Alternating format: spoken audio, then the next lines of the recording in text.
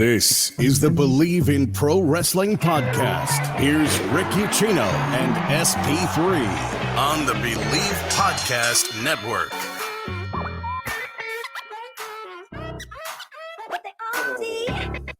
Oh, we are back, baby.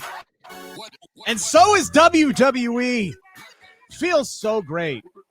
Rick Ucchino, SP3 not here. He's currently making his way back to the United States for what feels like the first time in a damn year. Oh, they're going to let him back? Maybe. I don't know. I don't know if he still has his passports. I don't know if he's gotten through customs. You know, who knows what he's trying to smuggle in, you know, from over there in the UK. Hey. I don't know what they got over there. You know, I'm just saying. I don't know the man that well now. Hey, how you doing? But allegedly, he's on his way back to the United States. So hopefully he'll be joining me this week back from New York or wherever the hell he's coming back to. But Jeremy Bennett is in today. We did take a majority of the week off last week. Apologies for that. Homeboy needed to recharge. And man, that is just the feeling I have right now for the wrestling industry as a whole, man. It is just recharged. It is refreshed. It is rejuvenated. It is any other adjective you could think of with RE at the beginning of it, man. I am just pumped. I know it's a small sample size, and I know the honeymoon period is going to wear off sooner rather than later. But my God, man, these last few shows in WWE, I just cannot peel my eyes off the screen because I think anything can happen at any time. And the last two shows specifically, Jeremy, has held water. That is absolutely 100% held water. Backstage all night, never referenced it a single time until Byron said, is that so-and-so? And that was so cool. Is that Dexter?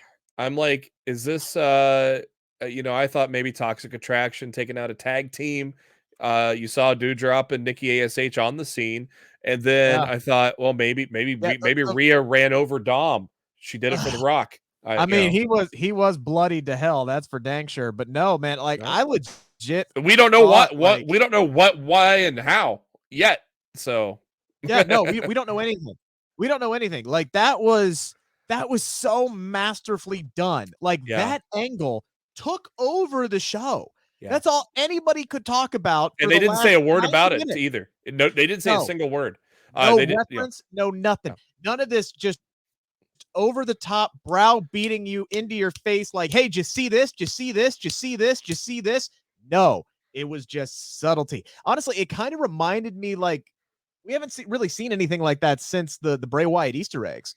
Yeah. Right? Like you would constantly be looking across the screen for, Huskus or Buzzard. What was his name? Buzzard? Mercy. Mercy. Thank you. Mercy. Named him after Waylon Mercy. You know what I mean? My dude, Ramblin' Rabbit, back here. Hey, there's little Bray. Sean Ross Sapp had the perfect tweet about an hour into the show. He goes, there aren't any major groundbreaking changes that we're seeing to Raw, but they're common sense. Better matches, more attention to prestige of titles, winning, getting title shots, promoting matches for the future, not doing a match not doing the same match 5 times. Yeah.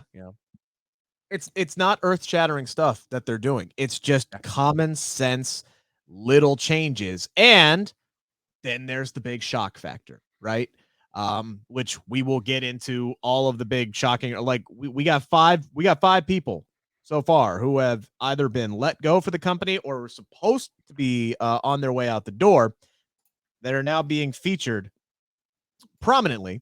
Most of them anyway. We don't know what Dexter Lumis is going to be doing, but certainly a lot more than what he had been doing for the company in the last few weeks, which was a big old nothing. We got so much to get into. Triple H putting his stamp creatively, like we've talked about so far. Karrion Kross and Scarlett are back, and they are back in a big way. Dexter Lumis crashing a car, crashing Monday Night Raw. We got all of that. John Laurinaitis, remember him? Johnny Ace, now call him Johnny Unemployed. We'll dive into all of that. So much more. Got to shout out my dude Champa. He arrived last night.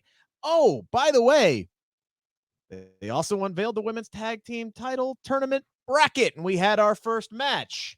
It went about as you would expect. The bracket, however, not exactly what I was expecting. We got so much to get caught up on here. First things first, though, got to thank our friends over at BetOnline, the fastest, easiest way to wager on all your favorite sports, contests, events with first-to-market odds and lines. Find reviews and news for every league, including Major League Baseball, the NFL, NBA, NHL, combat sports, esports, and golf.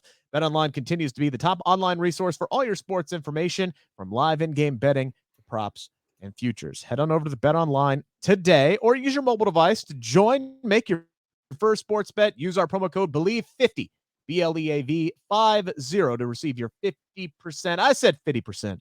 Welcome 50. bonus on your first deposit. BetOnline, where the game starts. And let's just dive into, the creative stamp that Triple H has really put on this. And if anybody is still out there thinking that Vince McMahon is still lurking in the shadows and he's still calling the shots and he has to put his stamp of approval on everything, wake up. If that was the case, AJ Styles and Miz would not have a no DQ main event on Raw. Stop smoking the drugs, whatever it is you're taking. Stop reading, InfoWars, and just stop with conspiracy theory horse shit. All of it. Just stop. No, that's not what's going down here. No. Sean Rossap, we brought him up, executive producer of the show. Not really, but he might as well be because he constantly gives us content to talk about. Look, man, he had the scoop from top men, top inside of WWE, saying, look, man, Vince ain't here no more. He ain't calling the shots. We don't have to go through him for approval to anything. He is listed internally on the termination sheet. Like, Vince McMahon is gone. And it could not be more evident by that tweet from SRS that you ran down, man. It's not been like groundbreaking, earth-shattering stuff that Triple H has been doing. No. But he has been implementing common sense stuff that a lot of us have been just screaming for so damn long, and it has made the show that much better overnight. And I mean overnight. He's only been in actual creative control for 3 shows. 3? Yeah. Because he had to run with the script all the way through SummerSlam, and then the reset button hit, right? So we've had 2 Raws and a SmackDown, technically an NXT, but I don't know what's going on. And you can see it right the day Vince announced his retirement. You could see that it was the superstars were much looser. They had, you could already tell a different attitude. Of course, Xavier Woods was dropping New Japan and ROH on the microphone, but you could just see it in the just in the demeanor of people coming out to the ring, that it already felt different on that Friday that he announced his retirement, which is now going to be close to 3 weeks ago here. Yeah, and on top of putting his creative stamp on everything and moving the company in a new direction, a much needed new direction, Triple H is also going, hey, all those cuts that we made? Yeah, we cut a little too deep, right? They pulled the radio, all right? Like in the radio business, okay? When there's a major company and they do widespread cuts, what they do is they cut to a certain line no matter what, spread out the work, and then once they realize where they're really kind of screwed up, that's when they'll bring in some new people, and they realize that they overcut. That's what Triple H immediately did as soon as he came in and said, hey, look, we overcut. The depth is shallow. The pool is shallow. We need to bring some people back. His first call was to Dakota Kai and Io Sky. God love you, Bailey. Even you got it wrong last night, and you rolled with it. I love that promo from her last night. That's another subtle change that I really like, is the openness with the microphones, and we'll dive into all of those here in a little bit. But, getting Io and Dakota back and putting them in a prominent role was great. I thought that was a brilliant move. And then bringing back Karrion Kross and Scarlett Friday night on SmackDown. PWI says they are on the blue brand, which was badly needed. They really needed personnel on Monday night, or excuse me, on Friday night SmackDown. It feels like Raw has been getting all the treats this year. Like Raw's been the good dog. Raw's been the good boy. They get all the treats. They got the big Cody Rhodes, rawhide chew toy, earlier on in the year. And now they're getting, Dakota and Bailey and EO. And now Dexter Lumis, apparently. He made his brief appearance last night on Monday Night Raw with the car and everything like that. So now you're bringing more people into the fold.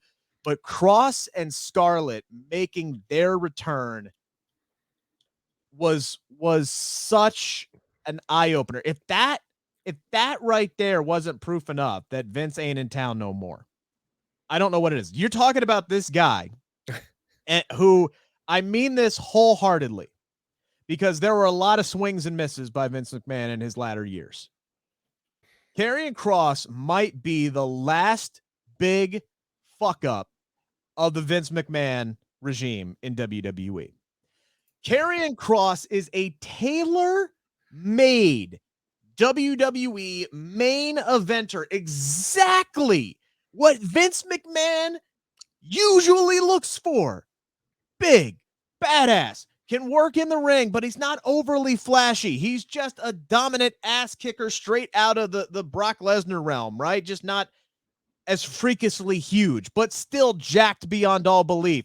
He can cut a promo. He's got the look. He's got the girl. He had the entrance. And then he took all of that, flushed it down the toilet, put him in a damn gimp suit, and trotted him out there and made him lose his first match to Jeff Hardy in 2 minutes and killed him. Immediately killed him. And when he couldn't get the damn gimp mask over, they let him go.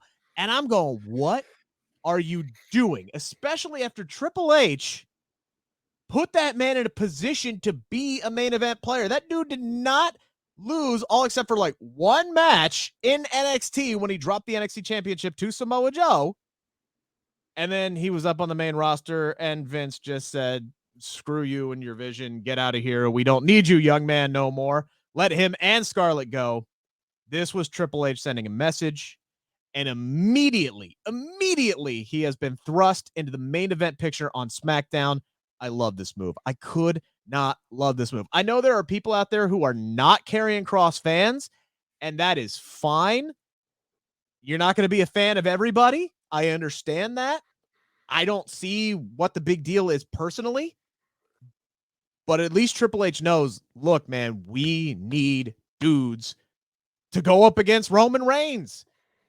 That pool was very, very shallow because the dude's been champion for 2 years. He's beaten literally almost everybody.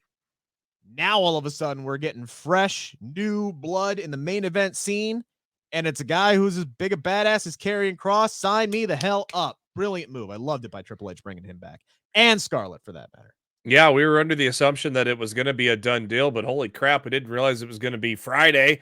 I was completely blindsided, but that was badass when they had the camera right on the side of Drew and in black and white looking at Scarlett up on the ramp. I thought that was a great shot. And then Kross coming out of nowhere to attack Drew. I thought that was completely well done. And of course, Drew with a great tweet afterwards. Was I just jumped by the guy last seen wearing bondage and a helmet? I've had better Fridays. This is great. Scarlett I know Scarlett has ambitions to wrestle. So that's not going to be immediate, but they are going to listen where in the past they were not listening. So this is tremendous. And hey, this is an example of Karrion Kross betting on himself. He turned down a squash job against Wardlow on AEW because he didn't want to ruin his brand. And it was already ruined by WWE. Yeah, he was on like trying to think of the word I'm thinking here. Like he was trying to fix the shit Vince broke. Yeah, he basically had to reinvent himself. He had to change everything again. He had to build his credibility back, basically. Yep. So clearly that's the case because according to Sean Ross Sapp, he is listed as the number 2 heel on the depth chart, which is interesting because obviously Well, Roman Reigns, I don't know. He's kind of been a heel sometimes, and sometimes he's been pandering to the crowd more. So it's kind of hard to figure out where to put him on that case. But obviously, with someone being champion that long, people are kind of yearning for somebody to step up and take it off him right now, which I thought was going to be cleared, that it was going to be Drew McIntyre. It probably still is going to be Drew McIntyre. You just got your next guy to step up possibly and challenge Drew for the title. I wouldn't be surprised if Drew's reign is short and Kross takes it off him, to be honest, because I think Roman's probably going to take time off eventually, because it's in the contract now. What are He's you not talking working, about? He's already taken time off this year. right? Well, when he loses that title, I think it's going to be even lengthier, and so Also, then.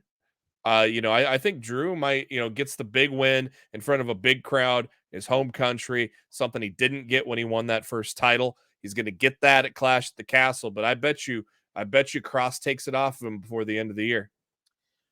we'll talk about that more in the world title picture, because there was another report surrounding Karrion Kross and why exactly he's being brought in and put in this position that he is in right now. So we will dive into that coming up here in a little bit. Do want to dive back into Dexter Lumis, who made a very brief appearance to close out Monday Night Raw. This was, like I said at the top of the show, this was brilliantly done. This was an underlying current for the whole entire show for the last 90 minutes. Kevin Owens, who we'll talk about here in a little bit, cut a great promo backstage after he basically murdered a man. Kevin Patrick wanting to know what the hell was going on through his mind, and all anybody could focus was the camera angle, which was perfectly set up. Off in the distance, there was a car accident. Everybody's going, what the hell is this? Engine smoking. You got Doudrop and Nikki ASH just standing around there talking to security. We get backstage again later on when they're now interviewing Nikki ASH and Doudrop, and then Bailey and her crew come up, and you could see security standing around the car, and all of a sudden they go rushing past the ladies as they turn around, and here comes AJ Styles. As you said earlier, they never focused on it. No, Never Kevin even focused looked on at it. He looked at it kind of after that Kevin Owens interview, but never acknowledged it. And then they never acknowledged it when they didn't even acknowledge it when the people ran right in front of Asuka and Alexa. I think Byron said, what's that, or what was going on? But it was very quickly dismissed. They did. What made me realize that it was a work is that their social media teams were the ones that were drawing attention to it, because that's what everybody was talking about on social media, was what the hell's going on with the car. So you had WWE Fox, even though it was the USA show, they were tweeting about it. You had WWE's Twitter account sending out tweets about it. So I knew it was a work. And let's talk about that backstage smooth transition from interviewing Alexa and Asuka to the people running in front of them, and then right over to AJ Styles. I thought that was a pretty smooth thing that I hope they do more backstage of. And let's get rid of Kevin Dunn, because, we completely missed a Miz attacking him through the ropes there because they had to cut to the crowd. Yeah. Look, there's a lot of things that I could say about Kevin Dunn, but that was brutal. I don't like to talk about people unless I've met them in person, and I fortunately have not met that man in person. But you didn't even see the Miz hardly in that frame at all, because they cut back. Dude, we're talking about the same guy who missed Edge's first spear in a decade. Yep. All right. Yep. We're talking about that guy. Yep. Okay, because they had to get in one last crowd reaction. But anyway, Dexter Lumis on the House of Hardcore podcast at the beginning of the month, a week ago. I've had a great relationship with Shawn Michaels and Triple H. I owe these guys a lot. We still text to this day, and I have a great relationship with those guys. How much you want to bet the day that Triple H took over, he just sent Dexter a text and was like, "Hey, you ready to go? I'll have somebody send over the paperwork right." There was so much money with him and Indy Hartwell that people loved that angle, and it the gives me people hope. It the gives people me loved. hope. It gives The me people hope. loved the slow acceptance of Johnny Gargano into accepting Loomis, and that was like one of the best told stories they did in NXT, of recent. Yeah, and look, the way that they presented his return tonight makes me think it's the start of something. The way? I'm thinking that might be the way to go. I've said all along on previous shows that I did fully expect when they were ready that Johnny and Candice would re-sign with WWE together. And I still obviously had that prediction's probably a lot closer to be truth than before, because back then we were still knee deep with Vince being in charge. So right. Well, and look, here's the thing. I've always felt like Johnny's exit from the company wasn't him saying goodbye to WWE. It was him saying goodbye to NXT. yeah, I think a lot of people realized that it wasn't the black and gold brand anymore. It was this new thing that they didn't fit in. It was square pegs, round holes. And you listen to everybody else's like exit interviews, right? Whether it's with Renee Paquette or whomever. I did one with Jonah, right? And it's like, we talk about all these things and they all sound very, very similar, right? They list out their grievances, they thank them for everything that they did for them, and now they're ready for the next thing. Johnny always had that door wide open. Always had that door wide open saying, look, man, there's still things there that I want to accomplish. I want to win the Intercontinental Championship. I want to wrestle at WrestleMania. I'm not going to be able to do those things anywhere else. And that always gave me the idea that Johnny was at least 50-50. He was going to come back. I think Johnny is smart enough to realize that now with Triple H in charge, I think he looks at WWE and goes, they need me more than AEW needs me. AEW doesn't need Johnny Gargano. They got dudes that can't get on the show right now. They got dudes that Miro ain't doing shit right now, and he hasn't been doing anything for the better part of a year. Andrade, they haven't really done anything of substance with him since he got brought over. You're going to bring in Johnny Gargano and do what with him? Even Athena, who are they just continuously are kicking the can down the road for whenever she's going to fight Jade Cargill. It's great that Cargill is getting on TV and, she's continuing to be presented as the big star that she is. And I got SP3 telling me, don't worry, they're going to get that Athena match at All Out. And that's where it's going to be. And it's going to be on this big stage. That's great. Put Athena on television and build her up too. Ruby Riot's even worse. Putting her on dark. Ruby Riot's even in a worse spot.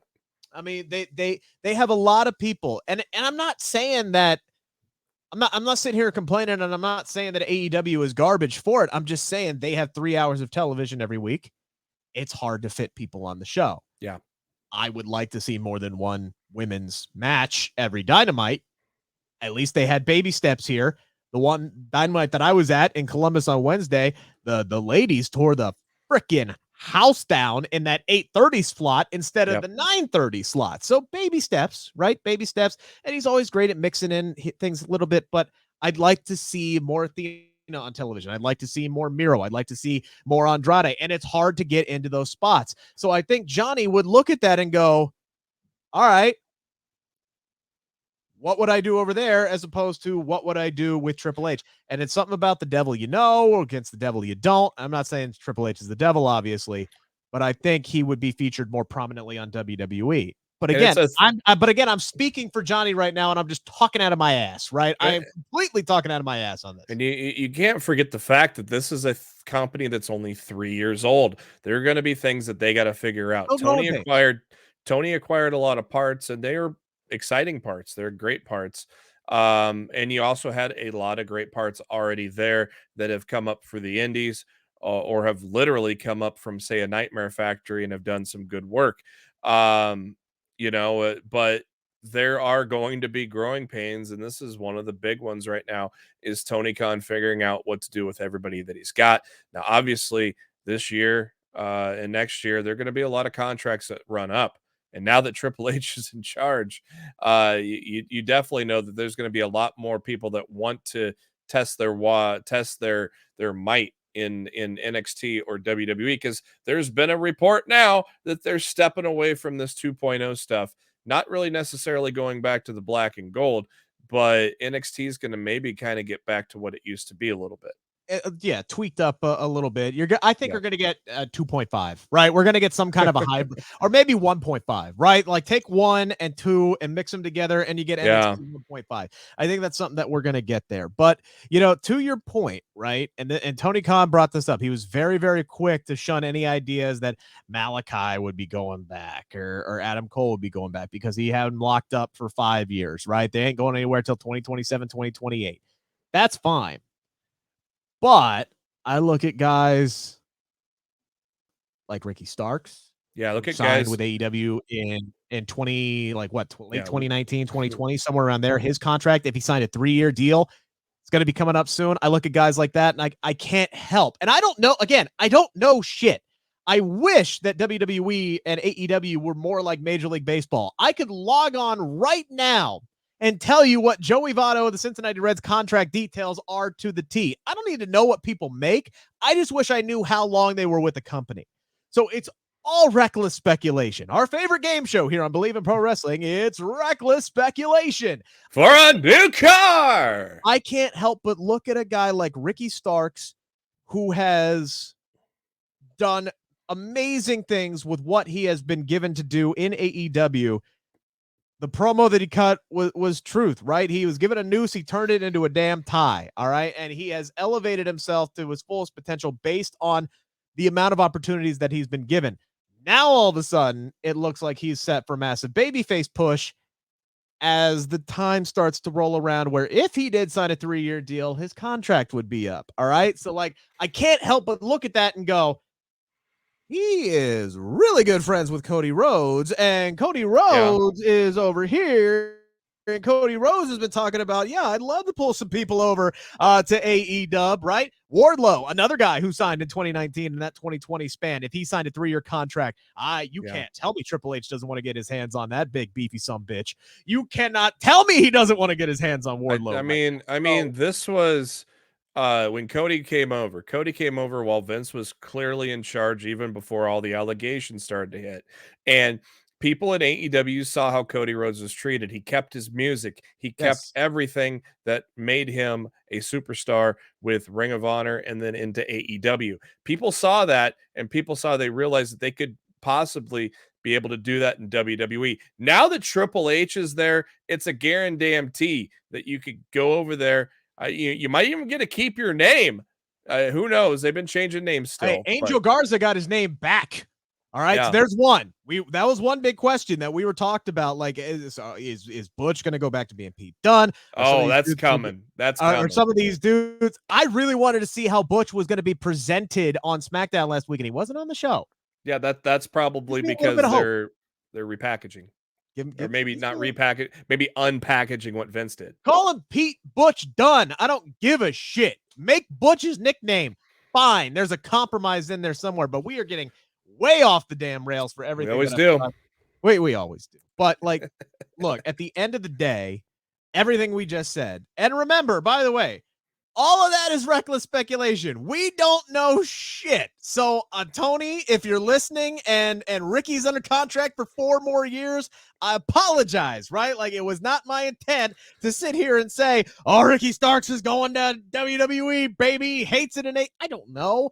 Reckless speculation. That's all it is. I've said months ago, I said MJF is going to go to WWE at some point in his career. Now, I think it might actually be 2024 because this might not be a shoot, or this might not be a work. This might be a shoot now because we haven't seen. MJF may just, at this point, he may just show up on Raw and violate his contract. Like, could you imagine if that happened? I don't know if they would do that because there would be some lawsuits and legal action and things of that nature. But my God, could you imagine the headlines and the ratings if that did happen? But I digress. Dexter Lumis showing up, the way that they shot it, the way that they made it, they didn't even focus on it. At the end of the night, AJ Styles beats Miz. Ciampa's getting involved. They're in Cleveland. Johnny Gargano on the mind of everybody. Turns out he was the red herring. It's Dexter Lumis who shows up. By the way, the same day that Sean Ross Sapp puts out a report that they are considering bringing Lumis back, By the way, Sean Ross Sapp put out a report on Friday that they were considering bringing Karrion Kross back, and they both show up on their respective nights. So maybe that's the new line that Sean is getting, is like, oh yeah, we're talking about bringing him back. And then boom, those reports go up and then they're on TV. But this to me feels like the start of something, not the focus of something. And you look at Johnny Gargano still out there. Candice LeRae is still out there. I think they would be a package deal. You got Indy Hartwell, who's just floating along kind of aimlessly in NXT right now. Bring her up, get Index back together, bring mom and dad back, and then all of a sudden, now you can do something with Theory, who has thrived since Johnny has left. And has been on a milk carton that you can build up there. He's been on a milk carton since Triple H has taken over. Well, but I think his uncle passed away. Yeah, he had a death in the family, so he's had to miss the last week. Well, pretty much since SummerSlams. I would be shocked if he's not back. Again, everybody grieves in different ways. So he may not. And then it was next week. He may not be back till Clash of the Castle. Yeah, they might keep him off television until he cashes in at Clash. And it was public knowledge that Triple H was never a fan of Elias. And then, the first time we see Ezekiel, look what happened to him tonight. Was that public knowledge? Where did that come from? I don't know, but it was a report. I can't remember who it came from, but because it was so long ago. Yeah, look, there's so many reports out there. I don't know if But then if that was reported a couple of years ago, and then the first thing you see is Ezekiel getting jobbed, stretchered out a minute into the because he hadn't been seen since Triple H took over, and now he's getting stretchered out a minute into it. Hey, maybe next week we'll get Elrod. Who knows? Maybe. We're going to talk about Kevin Owens coming up. We're going to talk more about the world title picture, possibly Theory coming up as well. Last night on Raw, big night for Tommaso Ciampa, even though he did not capture the United States Championship. We will get into all of that real quick, though. Something that you might have missed yesterday, because I don't feel like it got as much headlines as it really should. John Laurinaitis, Johnny Ace, the former head of talent relations, terminated by WWE. We wish him all the best in his future endeavors, and all I can say is, hey kids, I'm sorry, budget cuts are a bitch. Obviously everything that's going terrible Johnny Ace impersonation aside. Why did they send my belongings in a trash bag? That's very disrespectful. I hope he got all of it. I hope he got the budget cut line. I hope he got his shit in a trash bag sent to him. I hope he got all of it. I really do. I guess that kid Phil was right when he was right all along when he dropped that pipe bomb.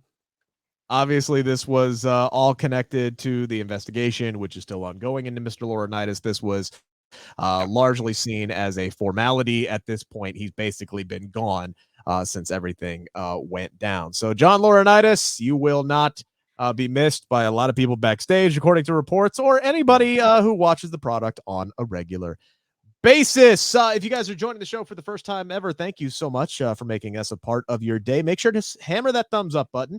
Make sure to hammer the subscribe button.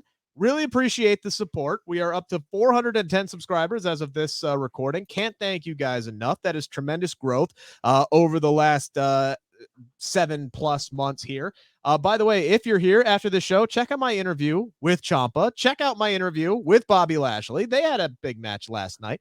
Got to talk to both those men at the SummerSlam press junket, and I got one more coming up, by the way.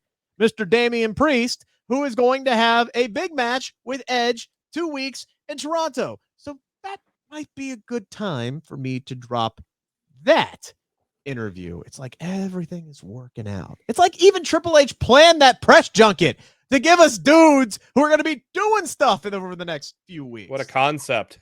My goodness. It's amazing how Triple H has turned that boring rematch feud between the Mysterios and Judgment Day and has actually turned it into something interesting as we get Rhea Ripley weekly beating up Dominic, and you got the thing with Edge sparing Dominic. Rhea just putting the Dom and Dominic every single week is my new favorite. Of course he is. Of course he is. Like, hurt me, Rhea. Hurt me. Nope, I'm not gonna go there. Remind me to tell you a joke once we're done recording. Oh. All right. Oh, I'm not gonna go there. I'm not ready to go TV 14 just yet. well, you did say fuck earlier. It's So. time to answer the 5 count on the Bleav Podcast Network. All right, I'm not gonna say that,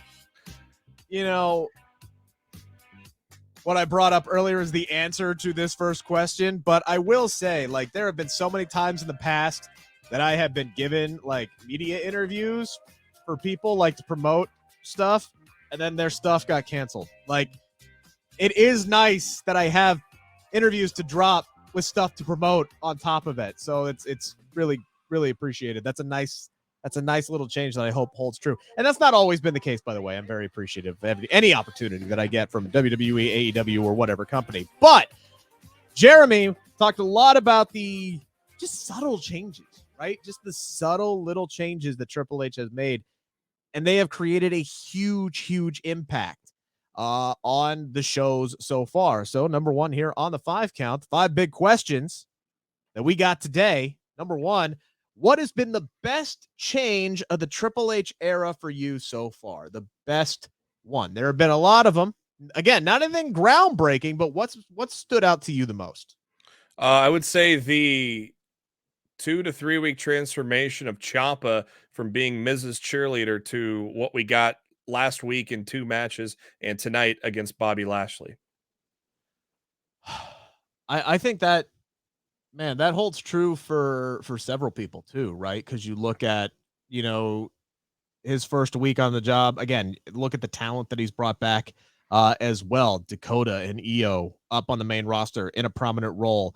Now on the track to winning the women's tag team titles, which we'll talk about coming up here soon. Champa, I think, absolutely arrived in the last couple of weeks. Heck, he has been on the show, on the job for a week, and Shayna Baszler is getting a women's title match for the first time since the pandemic. The early days of the pandemic, Shayna Baszler finally getting a big win. So, things are going to turn around for her so far. So I think, yes, the presentation of talent, and there's a new report out again from Sean Ross app. Guys, just subscribe to Fightful Select already. What the hell are you doing? Right. But anyway, like, another report from Sean Ross app that they're getting ready to repackage T-Bar. Yep.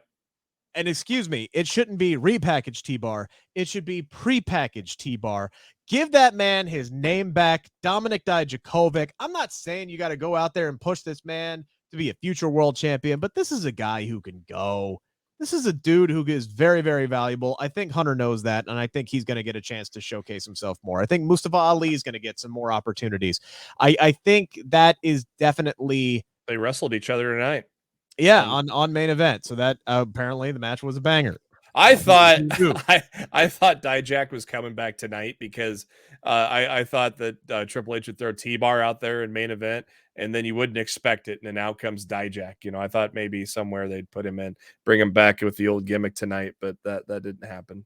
It would be, again, so many great things, and I think the returns and the character changes are going to get the most headlines, and I think a lot of people are going to say that. But man, yeah. I can't help but I feel like I have been the poster child for the last 2 years almost, just screaming out for things to matter more. And in the last week and a half, Triple H has done more for that United States Championship, that gorgeous, sexy United States Championship that fits so perfectly on that almighty pec, right? He has done more in the last 2 Raws to make that title prestigious, to make it matter, to remind the fans what it means, that it means something. And then you got 7 dudes who are killing themselves over the opportunity to win said United States Championship. And I can only hope bright things are ahead for the Intercontinental title as well, which still has not been defended on premium live events since the Nigerian drum fight in Tampa Bay, WrestleMania 37. We're closer to WrestleMania 39 at this point than anyway. Who do you that streak's going to get broken at Clash at the Castle because I there you got to be ridiculous. You can't have Gunther not wrestle in Wales. No, he's gotta. It's gotta be. So then it's like, who do you put him up against? And I'm kind of wondering. It's like, well, we got 3 weeks probably until this Clash at the Castle.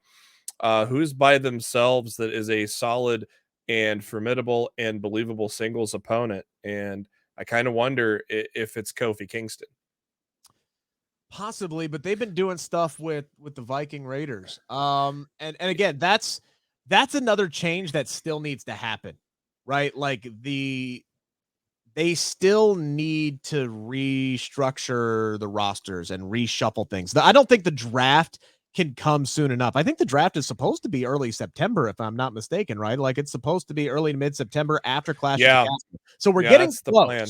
We're getting close. So I mean, you would have to think Gunther would be there, and now I'm curious because now I got to pull up. It almost feels like the Viking Raiders thing is just running its course, though. And if you've injured Xavier, that what they did not that it seems like he would be out for like a month or two. I know who it's gonna be. What they did. It's gonna be Sami Zayn. Oh. It's gonna be Sami Zayn because you got to think back to the exchange that he had with the Usos on Friday, where the Usos were like, "Hey, you need to pull your weight, or we're taking your damn shirt." We got 6 titles between Reigns and us. Where's your gold? Right? They didn't say that directly, but they did say that. So I think you should just go for the 24/7 title. And I got my gold, boys.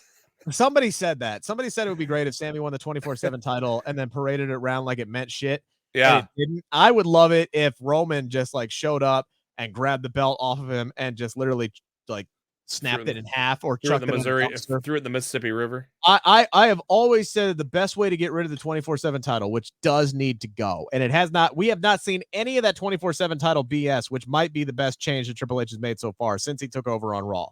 We saw Dana Brooke carry it down to the ring on Monday. That is the most it's been there. You know what he should do? It sucks for the people in that division, but I have always thought that the best idea would be to have somebody throw it away in a dumpster.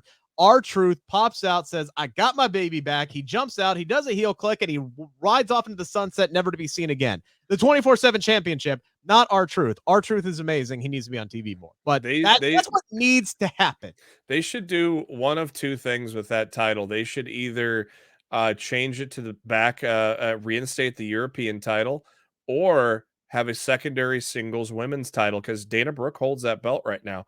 That would be a good opportunity for Triple H to say, hey, we're getting rid of this, but introducing this, and your first champion is Dana Brooke, who's been working very hard and has improved in the ring over the last couple of years. I think that would be a great idea to get rid of the 24/7, create a secondary women's title, give it, and the first champion be Dana Brooke. Yeah, look, sign me up for that. If you want to keep the 24/7, I've been preaching a secondary women's mid-card championship, secondary title. I've been preaching that for a while. It's never happened in WWE, has it? I don't think so. And I get people who scream at me, it was like, "Oh, well, they have it because they have the women's tag team." No, especially under Triple H's watch, they're gonna have plenty of women to fight for plenty of shit. All right, like there's a lot. All right, they just threw 8 tag teams together tonight. We'll talk about that. But they just brought back 3 women. And they're gonna guess what? They're gonna bring back more, guys. There's more coming. There's more coming. More reinforcements are coming. Triple H has no plans of slowing down, and that's what makes this so freaking exciting. Everybody's talking about, oh my God, it's so great. All these ex-WWE people are going over to AEW. I have long said, okay, that's great. I'm happy they have jobs. It's nice to see them on TV again. But I have long said it is going to get really, really fun when that turns into a 2-way street. Mm-hmm. And I know they ain't pulling people from AEW yet outside of Cody Rhodes, but just the fact that we are going to be getting reinforcements back to WWE. That's a pretty damn big pull, though. It's a hell of a pull. Hell of a pull. But I mean, damn it, man. Just the fact that reinforcements are coming and WWE seems to be investing into its on-screen product because that's what they care about now. Yeah. I mean, it rejuvenates me as a wrestling fan. And it makes me excited. And we all win. I can go back and forth on the answer to this first question that we're on right now, whether it's the bringing back of the talent, enhancing talent, or making things matter. The point is Triple H has been doing a lot of really, really good things right now. I love what he's done for the United States Championship, and we'll talk about those mid-card titles coming up here again real soon. And when it's all good, we all win. Yes, precisely. It's not all been sunshine and roses, though. Let's not say it's been perfect TV, because it hasn't been perfect TV. No. But those 3 hours have been flying by. They really have. The last 2 weeks. They really have. What's been his biggest misstep so far, Jeremy? 1B here. 1B. What has been Triple H's biggest misstep? Jesus. It's amazing when you can't think of an answer immediately. Oh, allow me then, because this is a slam dunk. This is a slam dunk. You guys gotten rid of Kevin Dunn yet? Is that a misstep? No. The biggest misstep, without question, is the position that they put poor Liv Morgan in on Friday. The booking that they did for Liv Morgan at SummerSlam was that him though, or was that trash? Was that still Vince's plans? He booked the match, right? Like, whoever produced it, whatever it was, whoever's fault it was, it still falls under Triple H's watch, because he was in charge of creative at that point. You said that it didn't truly. The match was on the card. You just said earlier that it didn't truly start till the Raw after, though. I understand that. No, what I'm talking about is. So I was thinking of the Raw after going forward. What I was talking about was his creative direction. Yeah. The direction of the path to SummerSlam was already laid out in front of him. He had this match. He made the call. He put his stamp all over SummerSlam, but it wasn't his card. He still had the match. He still made the decision. Made the right call. Still had the title on Liv Morgan, but the way that she was booked in that match, to where she basically got her ass whooped, and then she tapped out, and the only reason why she still held on to the championship was because the ref sucked at his job. That was supposed to be the setup to turn Ronda Rousey heel, and instead what you get in Greenville, South Carolina on Friday is poor Liv Morgan getting booed out of the building and chants a "you tapped out" and Ronda Rousey chants. That is not what you want. The only saving grace here for Liv Morgan is, I think Triple H is smart enough and patient enough to go, okay, that was one crowd.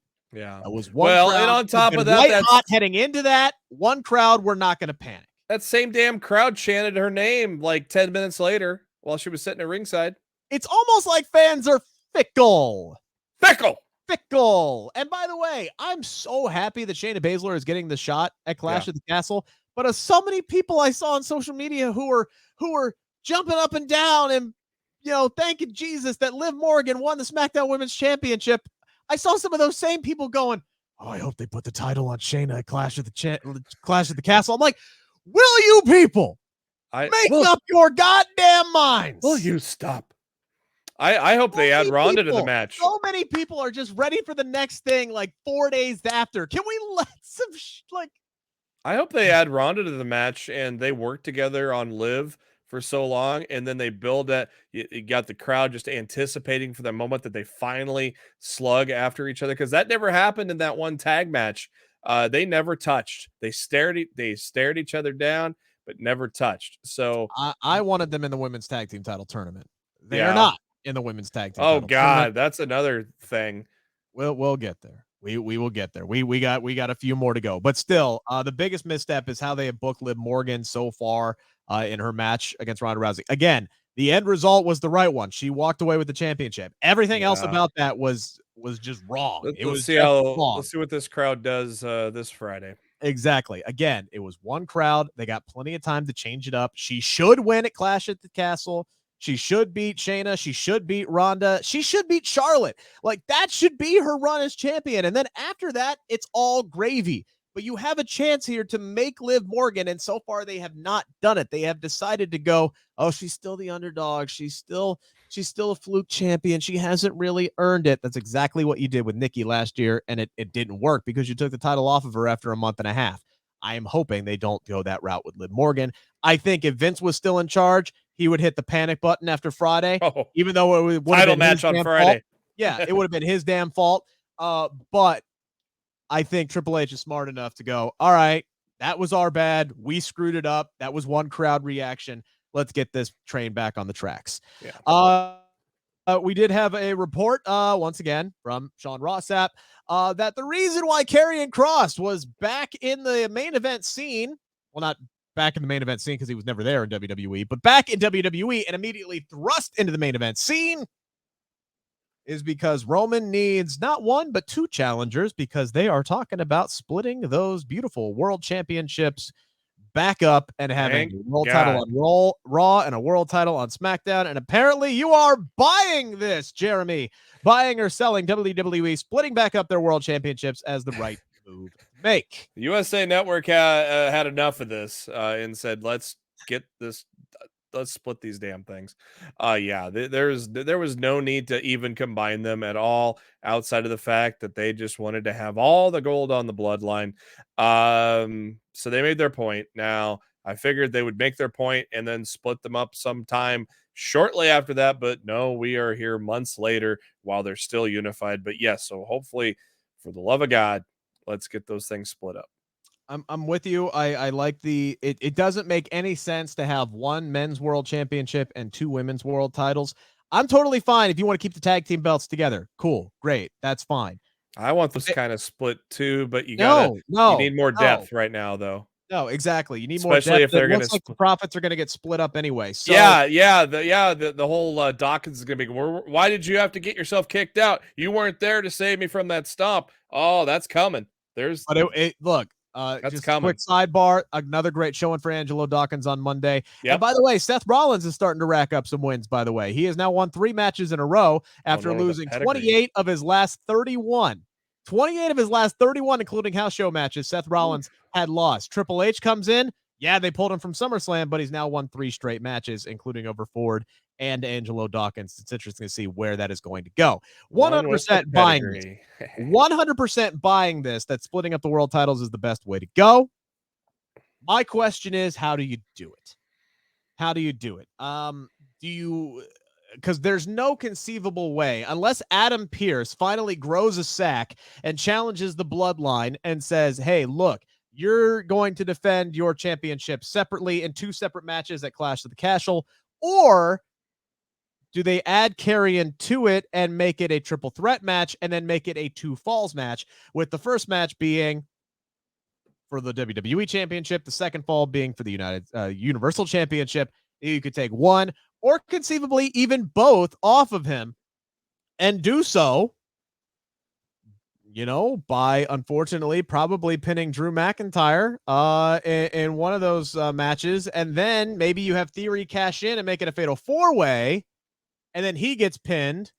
That way you avoid having Drew. So you could have Kross beat McIntyre for 1. And then you could have McIntyre beat Theory after he cashes in to win the other one. So you completely protect Roman. He's completely pissed. The titles have been split up on both brands now.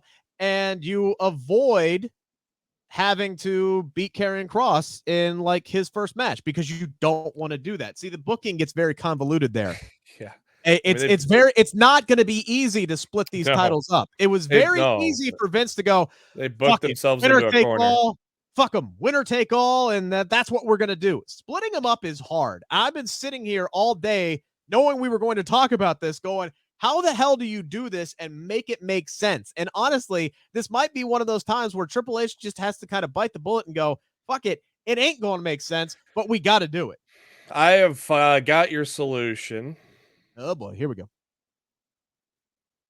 Waiting for it. Kross and Drew team up to beat the hell out of Roman. Oh, okay.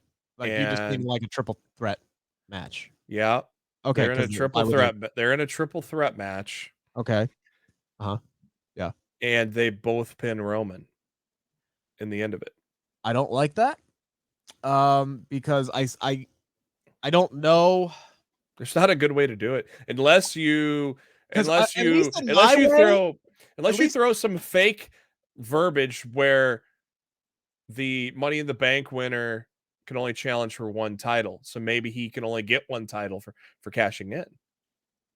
I don't know. That doesn't seem to make. Maybe it does. I don't know. They booked themselves into a corner with this one. This is Triple H. Triple H is going to have to get creative to come up with this. I like the idea of doing a 2 falls match to split the titles up. Yeah. If Roman wants to hang on to him, he's got to beat both. He's got to win twice in one night. That's the best way to do it. I think. You can have Karrion win the first bout, right? You can have Karrion win the first bout by pinning McIntyre, because my whole idea here is to take the belts off of Reigns, split them up, and still keep Reigns protected, because he's going to be fighting Rock at WrestleMania. That was another report that came out that they are still going 100%. That's the match they want to do at 39. It doesn't need a world title on it, though, right? No. You can fracture the bloodline. You can make people question whether Roman is still the head of the table by no longer being the champion, and that can be your story heading into WrestleMania season to set up the match with The Rock. The only way that needs to be for the title is unpinned before that match. Oh god.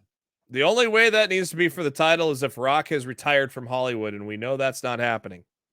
Sorry about that, by the way. I accidentally hit a hotkey on my board. Hotkey. I tipped over my my lamp here because I throw my arms wildly in gesture, and that's why you got the twinkle twinkle music here. Yeah. But I think if you do that, you can avoid having Kross lose, right? You can, yes, you're going to have to pin Drew in his hometown. That sucks. But Kross pins Drew for the first title. Then you still have a triple threat match for the second championship. Austin Theory cashes in to make it a fatal 4-way. And then Drew claymores him, beats Theory, and you close the show with McIntyre as the WWE or Universal Champion. Roman remains unpinned, but he's still no longer the champion, and you've now split both belts up. And you then announce that each guy is the official first draft pick of each brand. There you go. Going into the draft. There you go. I like that idea better. I'm still sometimes stuck in Vince booking to where my initial thought was a double pin because they've gone that way on Royal Rumble. They've stack done them. Yeah, I understand the idea. Well, no, I meant the double pinfalls too. Yeah. They're both pinning him at the same time. I know there are people out there who are screaming at me saying, "Hey, look, you got a chance to make Kross, right, by being the guy to pin Roman." And I wholeheartedly agree. That would be a way that I would go, but not if Roman's going to wrestle Rock at Mania. Roman needs to remain undefeated, unpinned, because he would lose the match, so he wouldn't be undefeated. But unpinned, he hasn't been pinned since December of 2019. Happy Corbin. That streak needs to remain intact. I'm bullish on this. I don't know why I'm bullish on this, but I think it carries more weight if you're not going to have a title be on the line. It carries more weight to have Roman be unpinned for 3+ years heading into Mania. That is your big thing, and can take down big bad Roman Reigns. Before Kross got into the equation, I thought, well, it makes sense to make Drew that guy to pin him. He deserves it for 1. He's believable for 2. Yeah. He's in his home country for 3. It made all the sense in the world for Roman to get pinned there. But now, if you do add Kross to the equation, then you can avoid that. I don't know if they add Kross to the equation, but we got 3 weeks to figure it out. Yeah. McIntyre has also been feuding with Theory, but then again, Theory has been feuding with her. I like the idea of using Theory as a scapegoat in that match and having his cash-in be unsuccessful. Yeah, I felt all along he would not succeed. I think Drew and Cardiff claymoring Theory into another universe, pinning him and winning the Universal or WWE Championship as the last fall in that 2 falls match would be the scene that everybody is wanting. And again, you still protect Roman Reigns, you split up the titles. I think it's a win-win. I think I've talked myself into this. That pop is going to be massive. Drew finally wins the world title in front of his hometown and for fans. Hey, we're excited about this pay-per-view now. Premium live event, but we're excited for this now. Dude, I've always been excited for premium live events because those have always been the good shows. Yeah. Now I'm excited for RAW and SmackDown. Yes, the destination's always been great. It's the road there that has been paved with potholes. And now the destination's looking pretty. So right? Now all of a sudden it's like we're driving up the I-5 along the California coastline, just cruising down to the San Juan whatever beach. La Jolla Beach. That's what I was trying to think of. Anywho, Moving on here because we are already 58 minutes into this 45-minute podcast. On number 2. Kevin Owens is back, baby. Absolutely beautiful. He flat out murdered Ezekiel last night. Sweet. Just gave him the power bomb onto the apron. He was carted out of there on a stretcher, probably never to be seen again. Let's be completely honest. Triple H probably told him, hey, grow the beard back. We'll talk to you at the Rumble season. And we'll probably never see Ezekiel again. We'll probably get Elias or some other version of him back at some point. I could be wrong, but I think Triple H knows it was time to end that feud. At least he was smart enough to give us closure on it. Yeah. And now it looks like we've got big, badass Kevin Owens back. The Kevin Owens show is back. He even said, hey, look, I've been gone for a while, but now I am back. Everybody was excited. It looks like Kevin Owens is about to get a push to where, Jeremy? I don't know. To the moon. I was setting you up for to the moon, and you fucking whiffed it. Just we got to work on our communication. But anyway, I haven't been on as many live shows as I'm used to lately. So I to know. the moon.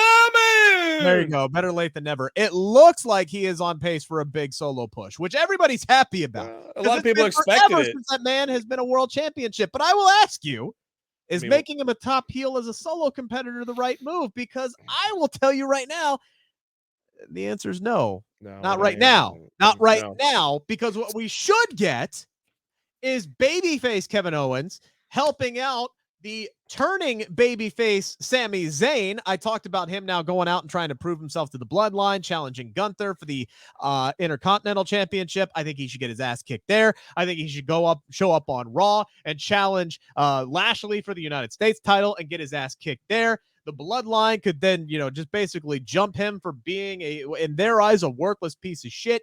And then Kevin Owens makes the big save. And now all of a sudden you got babyface Owens, babyface Zayn, and they can finally tackle the Usos together, claim the undisputed tag team championships, and give the fans what we've been clamoring for what seems like a half decade at this point. KO and Sami dominating as tag team champions together as top-level baby faces, which is what the tag team division desperately needs right now. The solo division doesn't need a top heel. I think they have plenty of those. The tag team division needs a new babyface team, because after the Usos have now dispatched of New Day, Profits, and the Mysterios, where is there to go? The clear-cut answer is now pivoting away from my idea of Sami Zayn beating Roman Reigns for the Universal Championship. Now you got to pivot towards KO and Sami taking the tag team titles off of the Usos. Yeah, and I mean, what KO did tonight, it's not like Ezekiel is beloved, so he could still kind of getting over, but a lot of it was KO's work. You could still have this edgy KO be the guy to save Sami Zayn on draft night with your next pick, and just so happens that that's the night that the Usos are beating down Sami Zayn. I've been saying this for at least 2 weeks now. I thought maybe the Mysterios would be a logical choice to take it off of them, because they've been away from each other for so long, and then they burnt that up a couple weeks ago. So that just flew right through it. Yeah. So then I said, a couple weeks ago, I go, the only logical thing is to pair KO and Sami Zayn, and they would be the most believable team to take it off of them right now. Yeah. If this whole Sami Zayn arc with the bloodline doesn't lead to him turning babyface, what has been the entire point of all of this, other than to just get little segments like we got on Friday, where he just went, my dog, and it just pops the crowd, other than that, other than his brilliance, like what has been the point of all of this? Look who's in charge now. Exactly. And look who set up the best match that I will ever see in person, probably in my lifetime, when Sami Zayn took on Shinsuke Nakamura at NXT Dallas.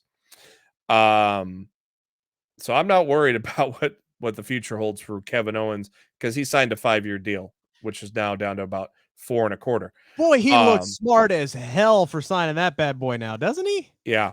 Gets a match with Austin at freaking WrestleMania, his childhood idol. That was with Vince in charge. Yeah. Now Triple H is in charge, and Kevin Owens is thinking my wallet is fat, and my creative is just about to get a ton better. Yeah. So I don't know. It depends on what they follow this up with. Ezekiel hadn't been on TV for 3 weeks, so him beating up Ezekiel. I mean, and then he always gets into it with the interviewer Kevin Patrick, and so that's always it. So this could easily be changed in a month's time at draft night. 100% agree. Either way, big things are ahead for Kevin Owens, which is going to make a lot of people happy. But I want Kevin Owens to end his tag team champion so badly. If this dropped with Vince 6 to 8 months ago, Sammy would have been winning Money in the Bank, guaranteed. Sammy would have won Money in the Bank. Oh yeah, Triple H would have taken that storyline of What If all the way probably to. I would have emailed it to him. I would have said, "This is gold. Here you go." I don't even have his email. I would have found it somehow. They probably would have drug it out until close to Rumble or after Rumble. Yeah. Sammy acting like he's on his side, and then one moment, then maybe we get Cody and Sammy at WrestleMania instead of Jesus. That'd have been fun. Actually, you know what? I'm sitting here saying, hey, we're probably guaranteed to get Rollins and Cody again at WrestleMania next year, but at the same time, I'm like, you know what? Could have KO and Cody if they don't do this tag team thing. A lot of different options. The future is unknown, my friends. It is uncharted waters, and I'm loving every second of it. One thing that was another nice change immediately, and this probably should have been my answer earlier, was a renewed focus on the women's division, right? Mm-hmm. Like immediately it comes in, boom, Bayley's got a faction, Becky's babyface, Ronda's heel. We're getting and then on Friday, after literally like 90 days of inaction with the women's tag team titles and no plans from Vince McMahon up until the day of his retirement, we get announced, hey, look, on Monday we're starting the women's tag team title tournament. We got to get them back. We got to go. They were treating Control, which I Bleav is the name of the group. They were treating them like the women's version of the NWO last week, which was great. That was some good stuff last week with those girls. And look, I loved the confrontation and the promo exchange and the brawl that started out the show last night. Yep. Setting up a 6-woman tag or a trios tag, whatever you want to call it, at Clash at the Castle. That was great. That was a match that I predicted would happen, except insert Becky Lynch instead of Alexa Bliss, so they kind of had to pivot there with Alexa taking her spot with Becky's separated shoulder. But regardless, Alexa and Asuka are going to be tagging as part of the women's tag team title tournament. That was the full bracket laid out last night, and oh boy, what kind of random number generator did they use to put these teams together? Yeah, man, it's not good, right? Like this is not intriguing to me. And I don't get me wrong. Please don't get me wrong. If you're looking at it, let's run down the teams that are still in it. Io Sky and Dakota Kai beat Tamina and Dana Brooke last night. So Dana and Tamina are out. Io Sky and Dakota Kai move on to the semifinals. They will face the winner of Alexa Bliss and Asuka. Still a random team, but you know what? They have been working with one another the last few weeks. That's great. They're there. That makes sense. They're going up against Nikki ASH and Doudrop. Makes total sense. They're like the longest reigning tag team in the entire division right now. So, okay, that side of the bracket, fine. You want to throw Tamina and Dana in there as cannon fodder for Control or whatever the hell they're going to be called, Sky Kai, fine. I totally get it. Then we move over to the right side of the bracket, and I genuinely don't know what this is. I got an idea on the bottom right, by the way. I'm glad you do, because yes, the teams are Raquel and Aaliyah, Xia Li and Shotzi, Nikita Lyons and Zoe Stark from NXT, and Natalya with now, I Bleav, congratulations, Natalya, this completes the cycle. She is now tagged with every woman in WWE. She is going to compete with Sonya Deville in this title tournament. So it's going to be Raquel and Aaliyah taking on Xia and Shotzi, and then Nikita Lyons and Zoe Stark taking on Natty and Sonya. And yeah, what random number generator BS was this? I appreciate the fact that this tournament is happening. I appreciate the fact that they care enough and they are going to put a focus on this. But I look at this tournament and I go, where is the intrigue? Because right now, all of the intrigue stops after who wins between Alexa Bliss, Asuka, Nikki SH, and Doudrop. Yeah. What I think is going to happen, I think a certain toxic attraction is going to attack Zoe Stark and Nikita Lyons because you have a title match in 2 weeks on NXT. And if you attack Nikita, then Mandy has your person that she's going to lose that title to. She will retain against Zoe Stark, but lose it to Nikita. I think they attack them. So JC and Gigi are replacing them to take on Natalya and Sonya. And then they'll probably take on Raquel and Aaliyah because that's basically Raquel and Dakota 2.0 right there. They'll win that match. I'm not too worried about that. But I think Toxic Attraction is going to take out 3-on-2. I think they're going to take out Nikita and Zoe. Sure, why not? To me, this. It almost seemed like Nikita on Twitter last night was surprised that she saw herself on there too. Pulled up her tweet, but she even seemed like she was kind of like, okay, let's go. Yeah, this just does not make any. This would have been a great spot for Casey and Caden, but they actually won the NXT Women's Tag Team titles last week, so they're not there. Yeah, maybe she got in trouble for tweeting that tweet. Who knows? She like oh no, there it was. She replied to WWE. She said, "Let's go, Zoe," and a weird emoji face with her lion. So okay, none of these teams make any sense. No, right? they don't. None of them. This and Michael Cole said on Friday that it was like, hey, look, I'm excited to see what teams get put together and how this is going to develop and this, that, and the other thing. You could talk me obviously into anybody on the left side of the bracket why that makes sense. None of these teams make a damn lick of sense. Natty at this point is just, like I said, running basically train through the entire division, women's division, as far as tag team partners are concerned. I'm pretty sure she's tagged with everybody. This just seems like, hey, we need somebody. Let's throw them in there. Same with Nikita and Zoe. And honestly, the same with Xia Li and Shotzi. I think it would actually make more sense for Shotzi to recruit Aaliyah and be like, look, I know we had the thing. We hate each other, but damn it, we both need opportunities. So let's put our bullshit aside and let's actually fight. And that's a team that I could get behind. Could you imagine if they actually would have kept her together with Ember Moon? I guarantee you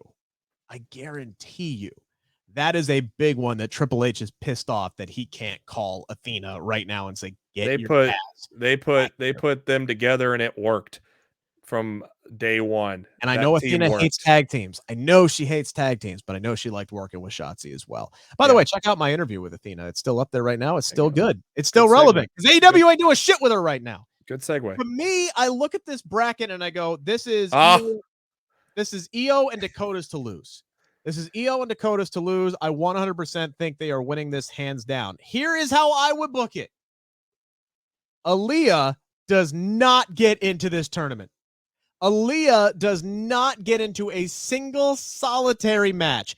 The storyline with Raquel and Aaliyah is Raquel needed a partner, so she recruited Aaliyah, and Raquel's whole mindset going into this tournament is, you stand there. She treats her like Lana.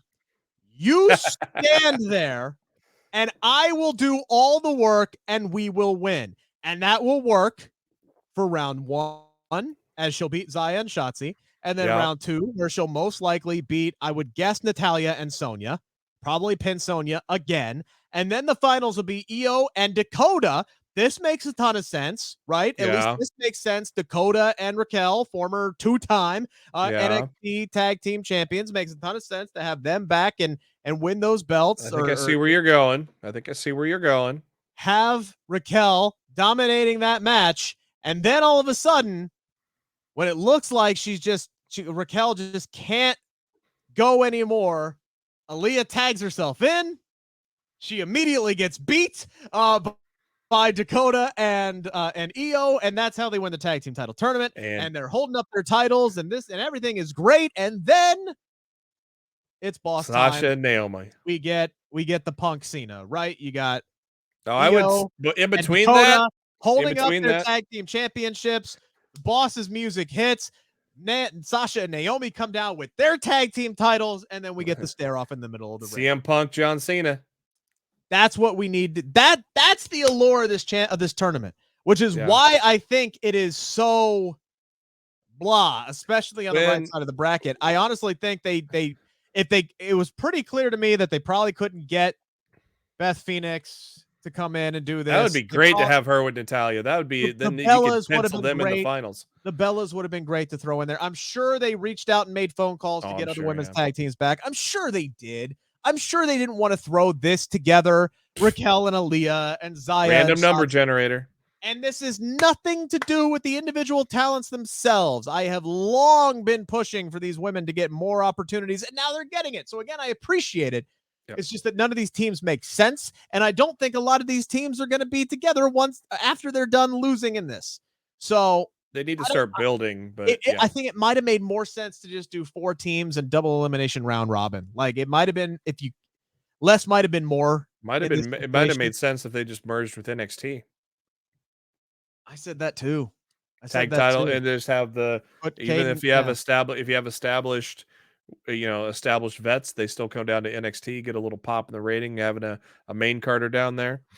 There might be some surprises along the way, but again, like I said, I think Toxic Attraction might take out those 2 girls because they both have been button heads with Mandy Rose. So I wouldn't be surprised if Toxic takes that team out, then they end up. It might be heel versus heel, but the payoff is the return of Sasha and Naomi. It ain't who's in the finals. Yeah, look, and that to me, like that's the point of this. Like they're like, okay, we got to do the tournament because we told everybody we're going to do the tournament, but like this to me just screams, yeah, it's going to go down exactly the way that you think it's going to go. Not going to make that moment any less awesome.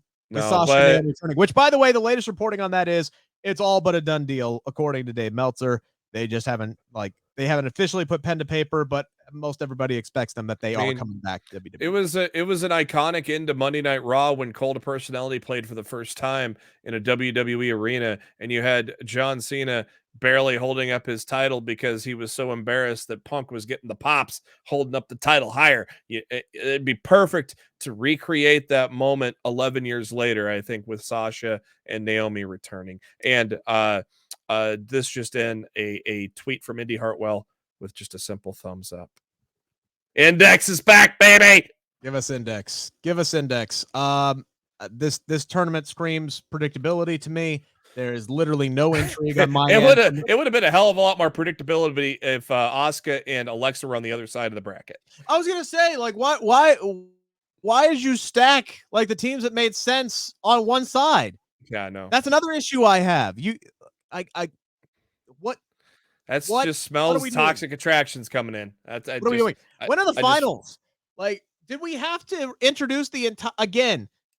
It's pretty clear that the finals aren't going to be at Clash of the Castle because you've already booked 2 of the teams that are in this for that card in the 6-woman tag. So why did you rush into this? Because you could have waited until after. Like you could have done this opening round matchup. That would have been fine. You could have done another one of those matchups, and that would have been fine. You could have waited until after Clash and then put Ronda and Shayna in there, and then maybe other adjustments. They weren't going to blow Sasha and Naomi's return by putting them in the tournament. Their return is going to be after the tournament is done. Yeah, and then maybe that tournament final is to pop a Raw or SmackDown rating. Yeah, I'd love to know. I would have loved to have been a fly on the wall for the decision making process on this, and maybe there was a good reason for a lot of what they did, and it'll all play out. I'm willing to let things play out now. In WWE. Right? And there hasn't been real quick here because we are way over on time, and I need to go to sleep because I have to get up for work in like 3 hours. Final question here in the 5 count on the Bleav in Pro Wrestling podcast. Champa did not win the United States Championship last night, even though they sold me a ticket several times in that match. When he started talking about Harley Race and the first ever United States champion and how he trained him and that he walked down with the Harley Race robe on, I'm sitting here going, they are about to crown this beautiful son of a bitch. Like I was all for it. Like I knew there was going to be some shenanigans involved.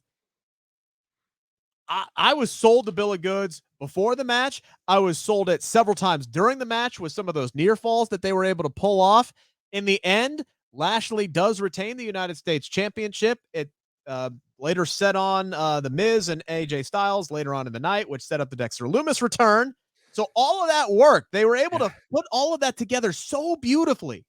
Yeah, and with Triple H being as close to Harley Race as he was, when Harley was alive, you're like, ain't no way they're going to bring his name and his robe out there and have him lose.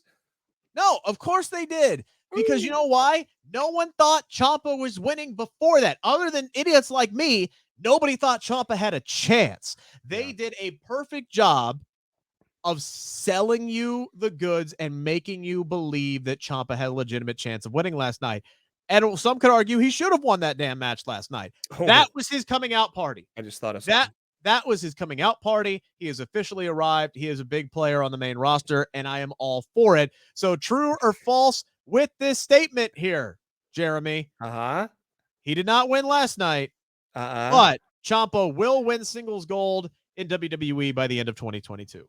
Yeah, because he's going to take it off the Usos with Johnny Gargano.